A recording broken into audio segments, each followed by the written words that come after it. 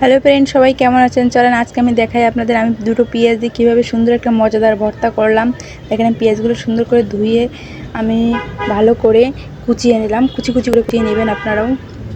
তারপর করলাম কড়াইতে আমি তেলটাকে দিয়ে দিলাম। গরম হয়ে যাওয়ার পরে আমি পেঁয়াজটাকে হালকা নাড়াচাড়া দিয়ে ভেজে নিলাম। সাথে আপনারা দিয়ে দেবেন একটু লবণ, কারণ লবণ দিলে পেঁয়াজটা একটু নরম হয়। এই জন্য আমি একটু লবণ দিয়ে দিয়েছিলাম। তারপরে একটু কালারের জন্য একটু হলুদ দেবো এর ভিতরে। আমি হলুদটা দিলাম শুধু কালারের জন্য। তারপরে আপনারা সুন্দর করে নাড়াচাড়া দিয়ে ভাজতে থাকবেন। যখন দেখবেন, সবাই তো বোঝেন পেঁয়াজ ভাজাটা কেমন হইলে সুন্দর হয়। এখন আমি পেঁয়াজটা হালকা ভাজবো, বেশি ভাজবো না, বেশি কড়া করবো না। এখন আমার পেঁয়াজটা ভাজা কমপ্লিট হয়ে গেছে।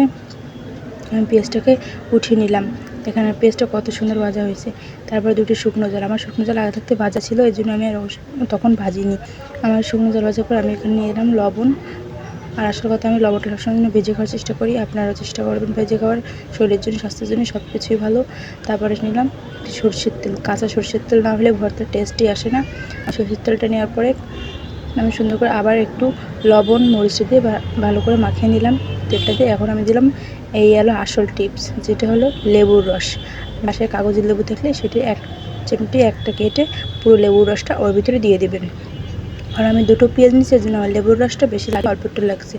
যেহেতু আমরা দুজন মানুষ, তার জন্য দেখেন ভর্তার কালারটা কত সুন্দর হয়েছে আর ফ্লেভারটা নেই কত। আমার তো মনে হচ্ছে আমি মাখাবো কি আমি এখনই খেয়ে নিই। আমি 100% শিওর, আপনারা যদি এইভাবে মাখিয়ে ভর্তা খান, আপনার হাত না চেটে আপনি কখন খেতে পারবেন না। হাত চাটা লাগবেই লাগবে আপনার। আমি 100% শিওর দিলাম, শিওরিটি দিলাম।